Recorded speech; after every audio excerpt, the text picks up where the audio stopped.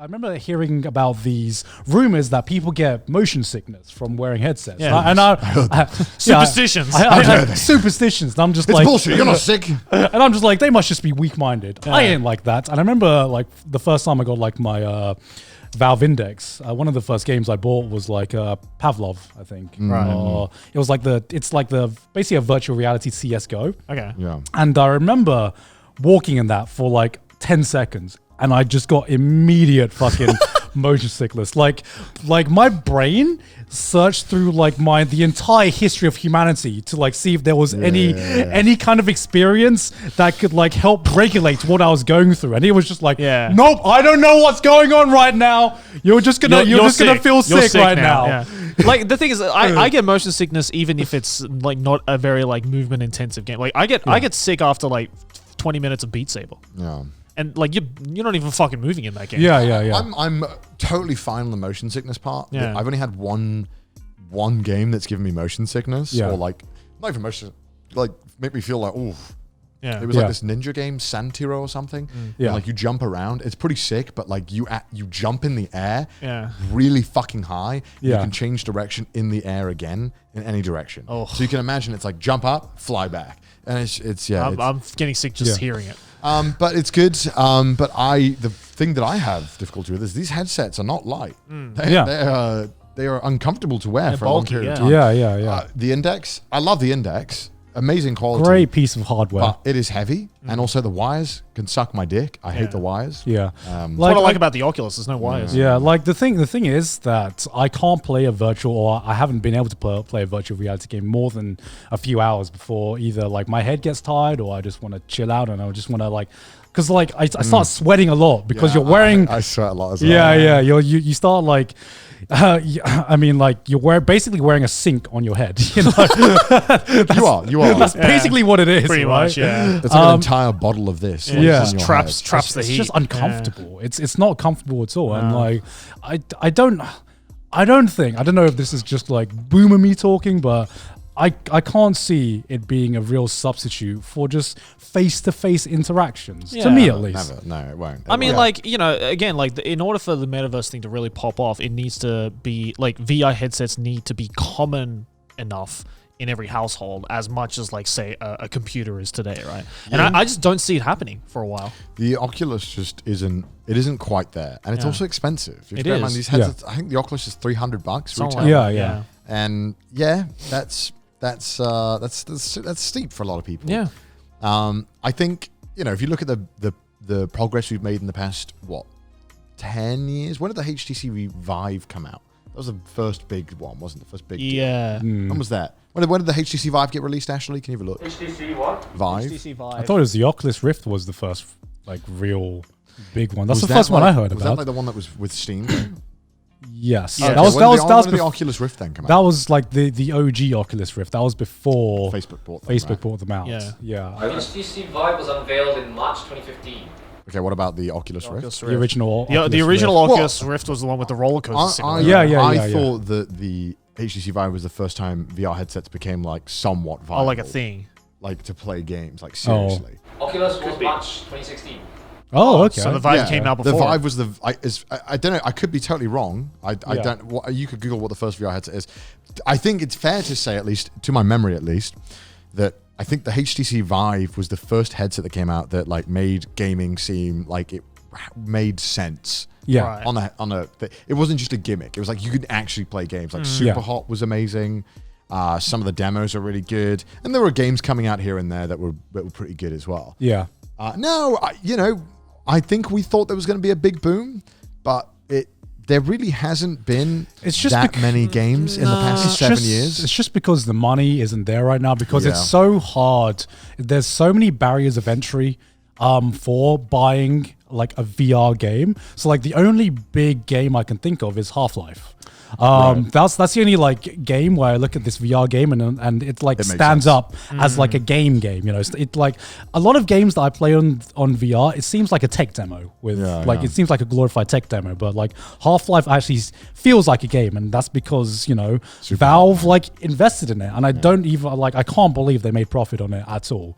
Like because I feel like that was more of just them flexing to be like, guys, We still make games. Remember? We made games. We were fucking amazing game developer back in the day. We can still do it. We can still do it. We still got it, baby. I've played a lot of games on the VR, and Superhot is still probably the best. Yeah, one. Superhot's still the It's- best. That's the game that I get when people come to my house and I'm like, you want to try VR? Yeah. Superhot is the game that I'm Yeah, like, yeah, try this. Yeah. Because it's so good. Yeah. It's so good. It's super hot and Beat Saber, which Yeah. is Yeah. the best VR experience I've probably had Yeah, same. so far. It's I understand because like setting up the Valve Index is like it's the best headset, right? If you want performance in Yes. gaming. But my God. But like I it think The is a cable. it is a Yeah. fucking commitment think- to set that thing up. And you need a space big enough. Yeah. Which is another reason why it like in Japan it's like not popular at all. No. Yeah, I think my problem with VR gaming that I've had so far is that it turns gaming, for me, gaming is like a passive activity, but VR gaming is definitely an active activity for me, where you feel physically involved. It doesn't feel I do passive like to that, me. though. No, I do like that as well, but like when you have like a fucking 8-hour, 10-hour gaming session, I don't want to. That's like there's Right, only so right, long right, I can right. have. Yeah. I can do something active Right. for that period of time. Like to me, a lot of games are a passive activity where you sit down on the couch or sit at your PC, you just like chill there. And you I just think play it the also game. depends on like the demographic as well, right? Like, because I'm sure like the average 10-year-old has a lot more fucking energy to move around for 8 to 10 hours. Well, in yeah, VR, I yeah. think versus like someone who's in like their 40s. when right? I played a Gorilla Tag Yeah, on on VR. VR, it was just all like 10-year-olds. Yeah. It was all 10-year-olds. Well, like I think back to like when I think back to when I was 10 and the fucking you remember the iToy? oh the my fuck- God. the On camera? PS2. On that- PS2? Yeah. Like when that shit came out and you had to like physically With the move zombies? around and shit, Yeah. like that like as a 10-year-old, that's like fuck yeah, I could do this for hours. Yeah. If you got me an iToy now, I'd probably be like an hour and a half and I'm done. Yeah, but that to me that was always like a gimmick, like that one time you go to like your cousin's house and they pull out the DDR mat and you're like, oh, okay, we're having a DDR Pull out the night. virtual It's boy. like- right, It's right. like the shit mat that like barely registers. And stuff like it's like You got a fucking stamp Yeah, on like, it's like a on piece like of that foam, map, yeah. and it will like So break shit. after like one use or something. Yeah. It's a shame because I think that like VR gaming is some of the most fun and rewarding gaming out there when Yeah, it's done it is. right. It is. The problem is there's no incentive for people to develop games for it. Like Yeah. it's hard. Yeah. And also it's like, how when you're a kid and I don't know if you ever had them, I don't know what they're called in Australia, but in the UK the brand are called like Scale Electrics. It's like those cars that you have to lay out that track. Yeah. And then you have the Oh, Hot Wheels. maybe Hot Kind of Wheels. like Hot You Wheels, lay out yeah. the track and then you have those things that like you turn the buttons and they go zoom around the fucking thing. What are they called? And what's the generic name for them? I think you're right. Maybe Scale Electrics. I They're don't like know. on like the fucking scales. I always thought Scale Electrics was a brand like Hot Wheels. I think it is a Yeah. brand. Yeah, yeah. I'm trying to remember what the generic I name is. only really play with Hot Wheels. Well, what was It's your like point? it's like that. That's what Yeah. VR feels like right now, and Right. it needs to get to the point where current gaming is, where it feels like just put on the headset, you're good to go. Right. Yeah. Right now, it's like I have to turn on the 2 base stations. I have to make sure all the cables are plugged in. Oh, I got to install this update. Oh, the tracking's off. I got to fix the tracking. It's like it's like going back to that feeling as a kid where you set up that track, and you set it all up just for that like 30 minutes of enjoyment. Yeah. Yeah. And then you got to put it all away again. Yeah, Yeah. yeah. So like until it gets to the point where it doesn't feel like a slog to set up, it's Yeah. not that it's active. I think it's like a pain in the ass to set up. And It is. I've got mine set up now to the point where it's as painless as possible, and it's still a pain in the ass. Yeah. Like that 5 minutes of me turning everything on and doing it all is just a little bit annoying for my lazy gamer brain to want to do it. Well, because for you're fun. so used to just the turn on immediately start. Yeah, kind of right. gameplay, Yeah, right? Yeah, right. that makes sense. Yeah.